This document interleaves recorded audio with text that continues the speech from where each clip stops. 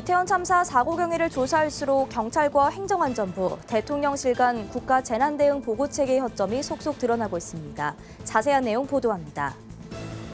대한예수교장로회 통합총회가 지역 노회들을 순방하는 총회 주재 세미나를 개최했습니다. 예장합동총회가 샬롬 부흥 전도대회 총진군식을 개최해 한국교회 회복과 다음 세대 부흥을 위한 첫 출발을 알렸습니다. 의료 선교사역의 회복을 위해 부산, 울산, 경남 지역 의료인들이 한자리에 모였습니다. 포괄적 차별금지법의 폐해를 알리는 대형교회 목회자 1인 시위가 이어지고 있는 가운데 분당 우리교회 이찬수 목사가 릴레이에 동참했습니다.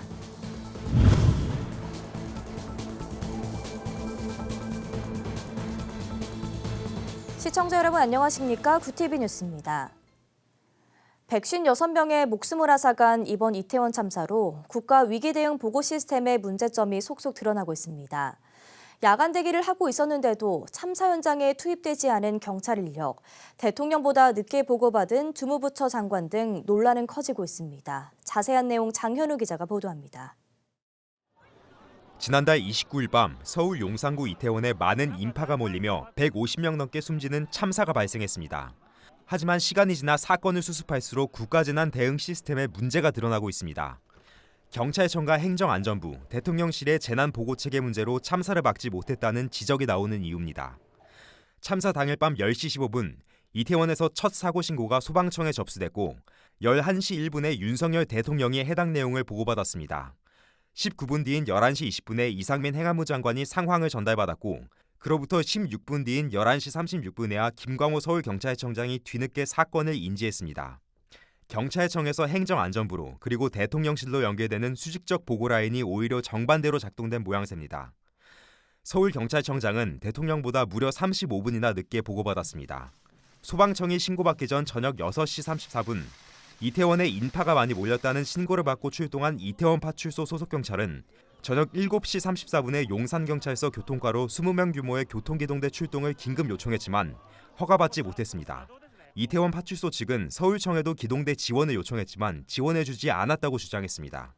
그런데 이태원 인근에는 출동이 가능한 서울청 소속 기동대 1개 부대가 대기 중이었던 것으로 확인됐습니다. 이런 상황에서 소방당국과 경찰을 총괄하는 이상민 행안부 장관의 발언도 논란입니다. 이 장관은 대통령보다 참사 보고를 늦게 받은 이유를 물은 기자들을 만나 지금은 유족들을 위로하고 병상에 계신 분들의 빠른 쾌유를 돕는 게 급선무라며 답변을 피했습니다. 지난달 30일 정부의 첫 공식 브리핑에서 이 장관은 참사 발생과 원인에 대해서 서울 시내 곳곳에 소요 시위 때문에 경찰 경비병력이 분산됐다고 말했지만 사고 현장 근처에는 대기 중인 기동대 병력이 있었던 상황이라 장관의 해명은 상황을 정확히 판단하지 못하고 내뱉은 발언이었다는 게 밝혀졌습니다. 대통령실이 최초 사건을 인지한 뒤 경찰 쪽에 왜 즉시 전달하지 않았느냐는 지적이 나오는 대목입니다. 대통령실이 소방청에서 처음 보고받은 시각인 밤 10시 53분을 기준으로 하면 김광호 서울청장은 43분 뒤, 윤희근 경찰청장은 자정을 넘겨서 81분 뒤에야 참사를 처음 보고받았습니다. 대통령이 처음으로 보고받은 밤 10시 53분에 즉시 경찰에 상황을 공유했다면 중상자 응급조치나 병원 이송을 위한 인파 교통 통제, 응급환자 이송 등 참사 수습 시간을 조금 더 앞당길 수 있었다는 지적이 잇따르고 있습니다. 구티비 뉴스 장현우입니다. 지난 9월 새로운 회계 출발을 알린 대한예수교장로회 통합총회가 각 지역의 교단 목회자들과 본격적인 만남을 가졌습니다. 지역 노회 임원들과 107회기 총회의 비전을 함께 나누는 세미나를 개최한 건데요. 복음의 사람, 예배자로 살기 하소서란 총회 주제에 맞춰 총회는 팬데믹 이후의 예배 회복과 전도의 중요성을 강조했습니다. 권현석 기자가 보도합니다. 대한예수교장로회 통합총회가 총회 주제 세미나를 개최했습니다.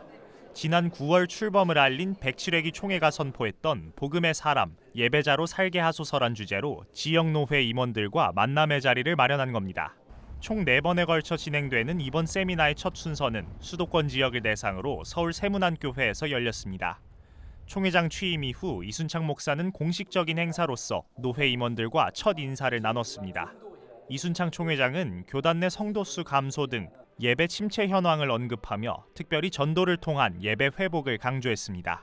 이제 우리가 전도해야 될 때가 되었기 때문입니다. 그래서 이번 이 세미나는 어떤 수준 있고 어떤 내용이 있고 가치관을 가지고 할 것이 아니라 영혼을 구원하고 우리 교단 22,000명 되는 우리 목사님들이 주여 수년 내에 부흥케 하여 주시옵소서. 이 일에 주역이 되고 중심적인 헌신자가 되는 저도 여러분도 장신대학교 김운용 총장의 주재 강의로 본격적인 세미나가 시작됐습니다.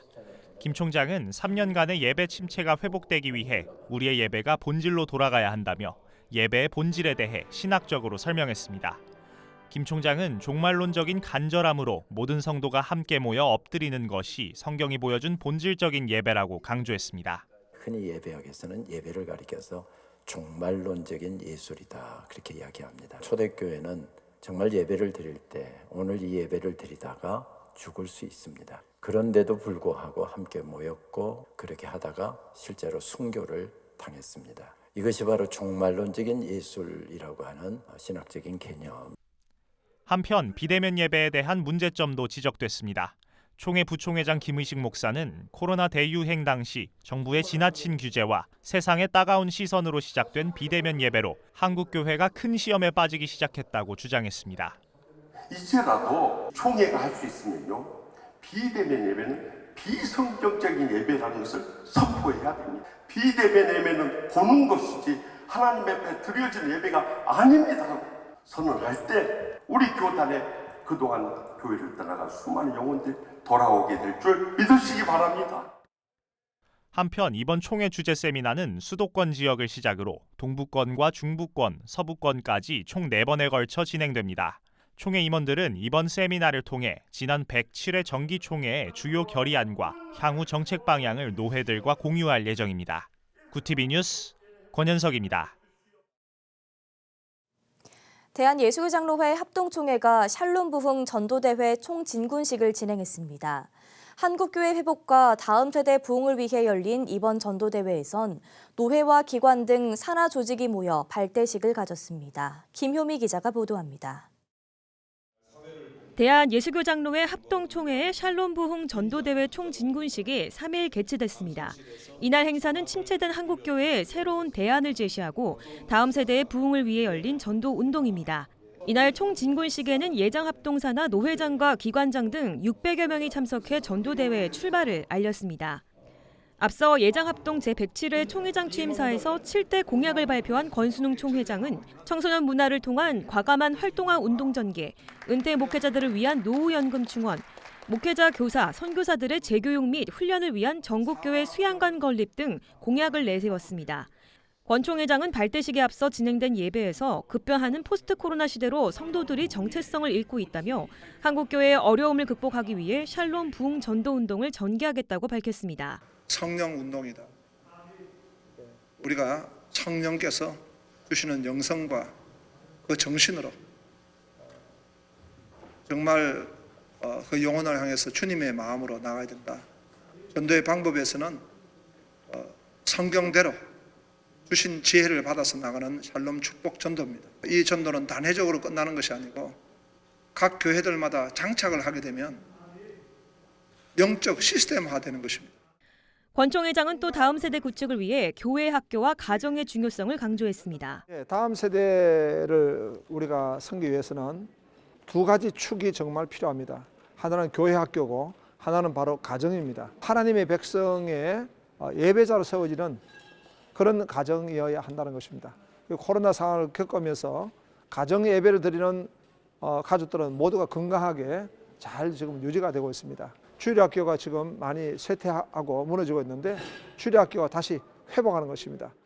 이날 발대식에선 전도 운동에 앞장설 각 기관 대표들에게 위촉장과 함께 샬롬 부흥 깃발을 수여 있습니다. 또 참석자 전원은 종이 비행기에 기도 제목을 적어 날리며 샬롬 부흥 전도대회의 성공을 기원했습니다. 행사에선 특별히 이태원 참사 희생자에 대한 언급도 나왔습니다. 권순웅 총회장은 이태원 참사에 대해 창자가 끊어지는 아픔이요 하나님이 가슴 아프게 보셨을 사건이라며 안타깝게 떠나간 생명들을 보며 전도의 중요성을 다시 한번 느꼈다고 말했습니다.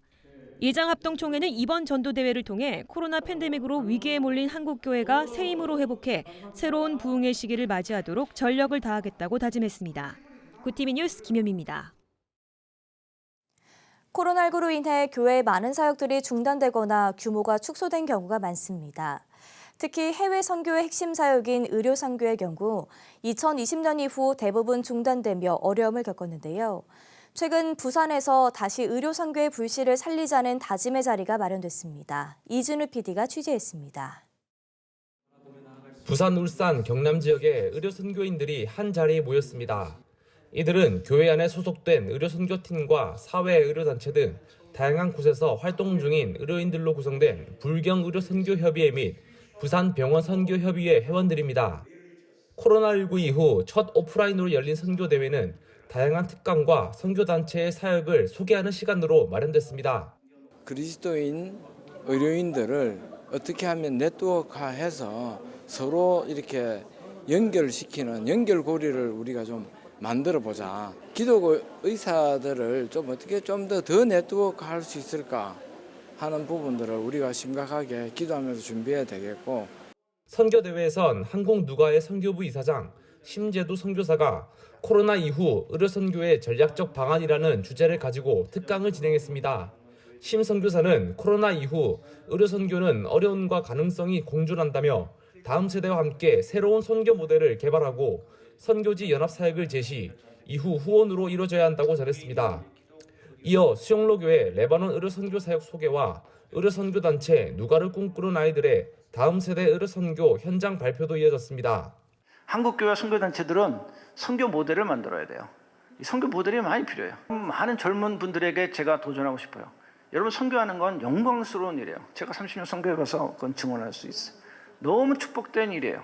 이렇게 귀한 자리에 저희 단체가 함께 할 수 있어서 너무 기쁘고 영광스러운 자리였습니다. 특별히 이 자리를 통해서 의료 선교를 위한 다음 세대가 일어날 수 있기를 또한 기대해 봅니다. 참석자들은 코로나 이후 대면으로 모여 선교 사례와 특강을 들으며 선교에 대한 열정을 다시 일으킬 수 있는 좋은 시간이었다고 입을 모았습니다. 또 이번 대회에 많은 다음 세대 학생들이 참석해 각 학교별 교류가 이루어졌다며 향후 연합사역에 좋은 밑거름이 될 것이라고 말합니다. 미래의 그런 의료 선교를 꿈꾸는 학생들의 네트워크가 지금보다 조금 더 활발해지면 다양한 영역에서 같은 관심을 가진 사람들이 이렇게 다양하게 서로 꿈과 비전을 나누는 그런 네트워크가 조금 더 활발해지면 좋겠다 이 생각을 했습니다. 코로나로 침체된 선교가 전문 선교 사역자들의 연합으로 회복될 수 있을지 관심이 모아집니다. 부산에서 구TV 뉴스 이준우입니다. 포괄적 차별금지법의 폐해를 알리는 대형교회 목회자들의 움직임이 확산되고 있습니다. 이번엔 분당 우리교회 이찬수 목사가 포괄적 차별금지법 반대 릴레이 1인 시위에 동참했습니다. 이찬수 목사는 포괄적 차별금지법이 다음 세대 청소년, 청년들에게 주는 가치관의 혼란이 생각 이상으로 심각하다며 자녀들이 하나님의 형상을 닮은 그 순수함이 드러날 수 있도록 힘을 모으고 관심을 가져달라고 촉구했습니다. 매주 목요일에 열리는 명사초청 1인 시위에는 현재까지 영락교회 김운성 목사, 온누리교회 이재훈 목사, 중앙성결교회 한기채 목사 등이 참여했습니다. 한국교회 봉사단이 우크라이나 피난민들을 위한 한국교회 희망밥차 희망물류 프로젝트를 공개하고 업무 협약식을 진행했습니다. 한교봉은 지난 3일 서울 종로구 한국기독교회관에서 기자회견을 갖고 지난 3개월간 준비한 수프와 커피, 컵밥 등을 실은 1호 밥차를 보낸다고 말했습니다. 1호 밥차는 4일 폴란드의 난민 캠프로 보내질 예정이며 한교봉은 앞으로 10개의 난민 캠프에 밥차를 보내겠다는 목표를 밝혔습니다.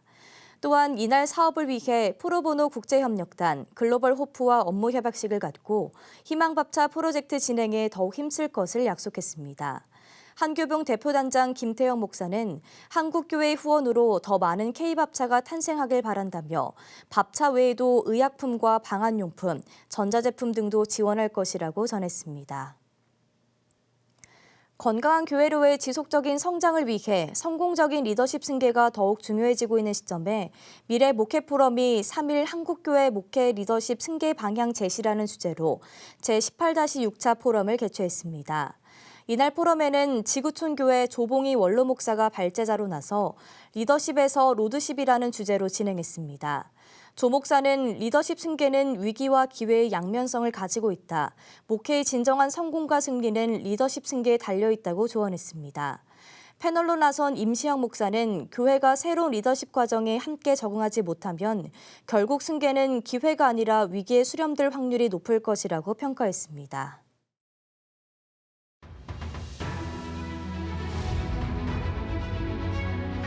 오늘의 이슈 포커스입니다. 이태원 압사 참사를 수사 중인 경찰 특별수사본부가 사고 7일째인 4일까지 목격자와 부상자 등 85명을 조사하며 사고 원인 규명에 주력하고 있습니다. 특수본은 참사 목격자와 부상자 67명과 인근 업소 관계자 14명, 현장 출동 경찰관 4명 등 85명에 대해 조사를 마쳤다며 현장 인근 CCTV 등 영상 141개를 국과수를 통해 당시 상황을 재구성하고 있다고 밝혔습니다. 국회 국방위원회가 잇따른 북한의 탄도미사일 도발을 강력히 규탄하고 7차 핵실험 준비를 즉각 중단하라고 촉구했습니다. 이날 국방위의 규탄 결의안은 북한의 7차 핵실험 위기가 고조되는 상황에서 북한의 잇따른 도발 행위를 놓고 여야가 한 목소리로 비판한 겁니다.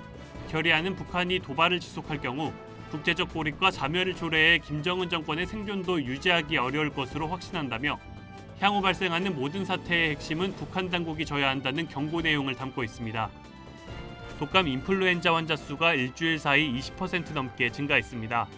특히 청소년층 환자 수가 많았고 증가세도 컸습니다.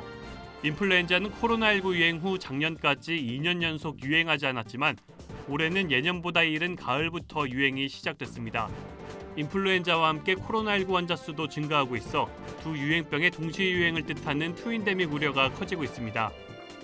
낙농가와 유업계가 올해 원유 가격을 리터당 49원으로 인상하기로 하면서 유제품과 빵 가격이 오를 것으로 예상됩니다. 이번 인상폭은 지난 2013년 원유 가격 연동제 도입 이후 두 번째로 큰 규모입니다. 정부는 가격 인상 우려가 커지자 식품업계와 소통하겠다는 입장을 밝혔습니다.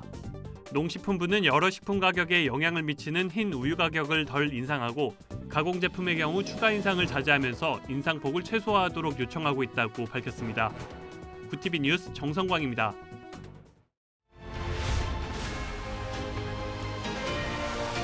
구티비 월드와이드입니다. 독일과 일본이 외교 국방 강요가 참여하는 2+2 회의를 개최했습니다. 양국 장관들은 북한의 탄도미사일 발사에 대한 심각한 우려를 공유하고 북한의 핵과 미사일 문제, 북한의 일본인 납치 문제 대응에 대해서 긴밀히 협의하기로 했습니다. 또 독일군과 일본 자위대가 물자와 영무를 서로 융통하는 물품 영무 상호 제공 협정 ACSA를 체결하는 방안을 염두에 두고 조정해 나가기로 했습니다.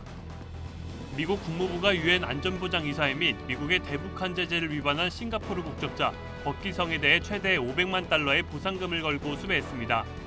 버키성은 미국 법과 국제 제재를 위반하고 북한에 몰래 석유를 이송하는 데 관여한 인물로 자신이 소유한 유조선을 활용해 북한의 선박대 선박 운송도 지원한 것으로 알려졌습니다. 유엔 안보리는 북한으로 오가는 어떠한 선박대 선박 운송도 금지하고 있으며 북한이 수입할 수 있는 정제유 규모도 매년 50만 배럴로 제한하고 있지만 북한은 안보리 제재가 시행된 2018년 이래 매년 이 한도를 지키지 않고 있습니다. 임란칸 전 파키스탄 총리가 유세 트럭을 타고 가던 중 괴한이 발사한 총에 맞아 다리를 다치는 사건이 발생했습니다. 현지 경찰은 칸 전 총리가 생명에는 지장이 없는 상태지만 이번 습격으로 그의 지지자 1명이 사망하고 90명이 다쳤다고 전했습니다. 칸 전 총리가 이끄는 파키스탄 정의운동 PTI 대변인은 이번 사건은 명백한 암살 시도였다며 만약 그곳에 있던 사람들이 총격범을 저지하지 않았다면 PTI 지도부 전체가 전멸했을 것이라고 전했습니다. 뉴욕타임스가 중국이 석탄에 의존하면서 기후 문제를 더욱 키우고 있다고 진단했습니다. 3일 보도에 따르면 중국이 석탄 채굴과 화력발전소 건설을 가속화하면서 지난해 에너지 관련 온실가스 배출량이 6% 가까이 증가했습니다. 이는 최근 10년 동안 가장 큰 증가폭입니다. 뉴욕타임스는 중국의 석탄 중독이 수십 년 동안 지속될 가능성이 있다며 세계 어떤 나라도 중국만큼 기후 문제에서 큰 지분을 가진 곳이 없다고 평가했습니다. 구티비 뉴스 정성광입니다.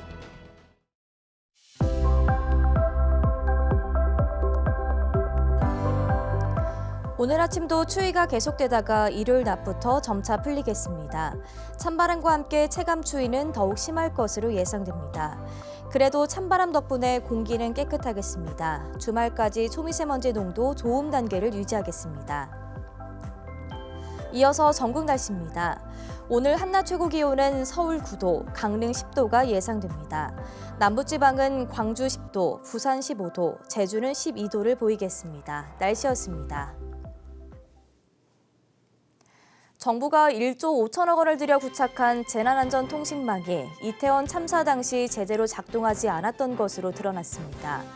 경찰과 소방당국은 물론 군, 지자체, 의료 등 재난 관련 기관 330여 곳이 소통할 수 있는 전국 단일 통신망인데요. 8년 전 세월호 사고를 되풀이하지 않기 위해 설치한 통신망이 결과적으로는 무용지물이 됐습니다. 참 허탈한 일이 아닐 수 없습니다. 이상으로 뉴스를 마칩니다. 함께해 주신 여러분 고맙습니다.